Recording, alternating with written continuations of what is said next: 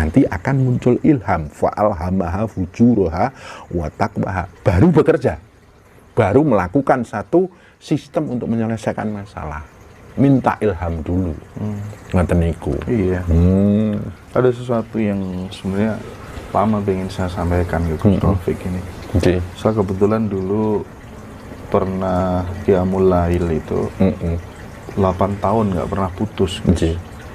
Banyak keajaiban terjadi. Jadi misal minta apa begitu ya, dalam waktu sangat singkat, seolah-olah Tuhan mengirimkan jawaban gitu. Saya pingin panjenengan membedah kupas tuntas apa sih rahasia kekuatan dan energi gaib dari qiyamul lail itu. Di sepertiga malam yang terakhir, terutama dari jam 2 sampai menjelang fajar, itu memang daya gaibnya kuat. Silahkan sholat hajat, yang maknanya bersujud kepada Allah yang menguasai hajat-hajat manusia. Jangan salah, kalau sholat hajat jangan malah muncul hajat-hajatmu, akhirnya engkau terkubur oleh hajat-hajatmu. Berpasrahlah pada Allah yang menguasai segala hajat. Nah, insya Allah ketika sepertiga malam yang terakhir itu Allah turun ke langitnya bumi ini. Barang siapa berdoa kepadaku, aku kabulkan. Barang siapa meminta ampun kepada aku ampuni. Barang siapa meminta jalan keluar, aku tunjukkan jalan keluar itu. Itu dianalogikan membawa 3 keranjang itu ya. Yang masih utuh itu keranjang ampunan, karena jarang orang minta ampunan. Iya. Iya. Ampunan itu contohnya ya, kita terlalu banyak ngomong buruk kepada diri kita. Minta ampun ya Allah, aku sudah terlanjur banyak menyabda buruk dalam diriku. Itu minta ampun supaya itu dihapus. Seperti itu. Tapi sholat malam itu harus disambung, Mas. Jam 5 sampai jam 7 pagi jangan tidur. Karena jam 5 sampai jam 7 pagi itu adalah saat itu daya rezeki Allah paling kuat. Cirinya adalah embun-embun itu di tanaman banyak, ayam-ayam berkokok, burung-burung berkicau, terus angin lagi seger-segernya. Itu saksikan di situ.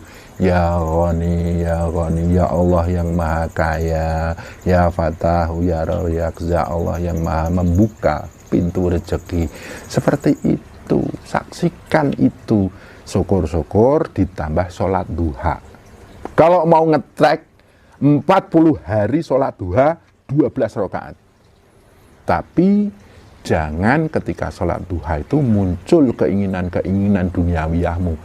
Sujudlah kepada Allah yang menguasai pagi hari, yang menguasai saat duha, yang menguasai rezeki. Pasrahkan rezekimu yang terbatas itu kepada Allah yang Maha Kaya, yang Maha memberi rezeki.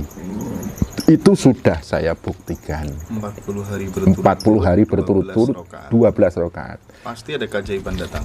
Saya sudah membuktikan. Jam 5 sampai jam 7 saya sudah membuktikan. Saya dulu, mohon maaf, pernah bekerja sebagai seorang terapis. Penghasilan saya sehari 1 sampai 4 juta per hari selama 10 tahun. Tapi karena saya malamnya ngajar ngaji sampai pagi, otomatis saya tidur habis subuh sampai jam 9. Lah jam 10 saya buka praktek. 10 tahun tidak ada hasil sama sekali. Saya nggak tahu uang itu kemana. Harusnya kalau 10 tahun udah berapa miliar saya. Dan itu benar-benar pengalaman saya, dan itu saya tularkan kepada rekan-rekan semua. Dan mohon maaf, saya pernah terhimpit hutang banyak, ratusan juta. Saya sholat duha 12 rakaat. Alhamdulillah, pintu-pintu rezeki itu terbuka dengan sendirinya. Dan saya tidak tidur jam 5 sampai jam 7. Dulu, saya ketika penghasilan saya sebesar itu, sama sekali saya nggak punya tabungan. Setelah saya tidak tidur dari jam 5 sampai jam 7, justru saya merasa aneh. Penghasilan jam 5 sampai jam 7 ya? Iya. Justru saya punya tabungan di situ. Ini bukan berarti saya bicara saya hubudun ya, ini saya istilahnya tukar kawar roh. Apa yang saya alami seperti itu, dan saya udah buktikan. Jadi saya ingin coba dipertajam lagi barangkali penjelasannya. Kayak panjenengan ini kan salah seseorang yang menurut saya bisa menaklukkan waktu dalam tanda kutip. Jadi jam 12 belum tidur, jam 1 belum tidur, bahkan sampai jam 5, jam 6, jam 7 pun mungkin barangkali baru persiapan istirahat. Apa dampak positifnya, keajaiban-keajaiban di dalam hidup Gus Rafiq yang perlu dieksplor ke teman-teman, kira-kira apa yang bisa diceritakan? Saya melihat ketika saya malam hari terbangun, saya melihat orang-orang pada tidur, energi itu nganggur. Saya gunakan. Siapa yang pakai? Ketika saya bangun dari jam 12 sampai subuh, mohon maaf saya 10 tahun lebih, bahkan kayaknya 17 tahun lebih saya nggak pernah tidur malam, Mas. Tapi jangan ditiru, itu nggak semua orang bisa. Tapi saya melihat sendiri bahwa ketika jam 2 sampai fajar, itu banyak orang lagi nikmat-nikmatnya tidur. Itu energi alam nganggur. Gunakan untuk bangun, melakukan persujudan kepada Allah. Disitulah energi besar-besarnya akan masuk dalam dirimu. Nah nanti disambung dengan tidak tidur jam 5 sampai jam 7. Nanti pagi itu, mohon maaf ya, pagi itu biasanya orang mulai resah, gelisah, mau kerja sana sehari. Kita tenang, kita sholat duha. Nah disitulah kita bisa menyaksikan daya kekuatan Tuhan itu luar biasa. Ngeten niku. Saya yang paling sederhana saja, Mas, karena kita nggak bisa muluk-muluk ya. Ketika saya bangun malam, nggak tidur, saya itu bisa melihat panjangnya malam, dan saya bisa melihat setiap malam energi nganggur, nggak digunakan sama orang, digunakan untuk tidur. Dan mohon maaf, jam segitu kalaupun ada orang melek, ya mungkin di jalan, dugem, atau main sesuatu yang tidak berguna. Nah di situ energi nganggur. Seperti itu saya ambil untuk saya melakukan sholat malam, qiyamul lail. Seperti itu.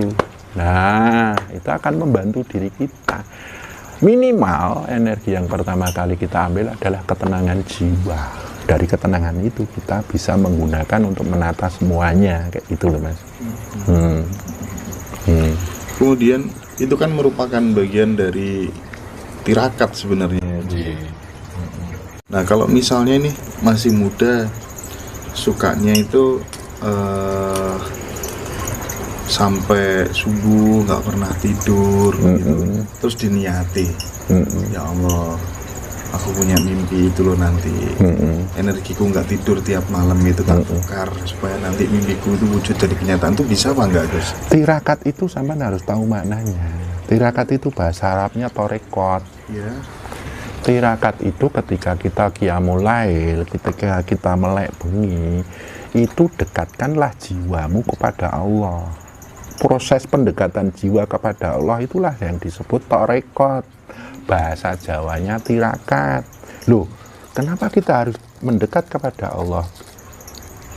Saya tegaskan bahwa kekayaan kita itu terbatas. Dekatkanlah kepada yang maha kaya. Kekuatan kita terbatas, dekatkanlah kepada yang maha kuat. Kuasa kita terbatas, dekatkanlah pada yang maha kuasa. Kemuliaan kita terbatas, dekatkanlah kepada yang maha mulia. Otak kita itu terbatas, dekatkanlah kepada yang maha alim, maha pintar. Otomatis daya kita membesar. Ciri daya membesar itu jiwamu tenang. Karena apa? Setrum jenengan 10.000 dibanding hanya 250 watt. Itu beda. Jadi ciri orang yang dekat dengan Tuhan itu dayanya besar.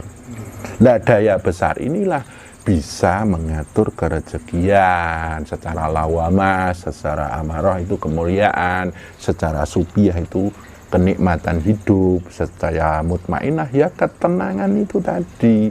Jadi yang namanya tirakat itu jangan hanya dimaknai hanya melek, tapi memperjalankan jiwa untuk bertarekot, mendekat dengan Allah, melek hati. Karena di sini al-insanu siri wa anna siruhu, kayak gitu. Kalau melek-melek tok tapi kita ngembyang-ngembyang ngimpi, main handphone, main Facebook, main apalah medsos yang nggak jelas, ya itu bukan tirakat. Itu malah kita nyebar angan-angan. Itulah namanya tulul amal wa kasratu soal.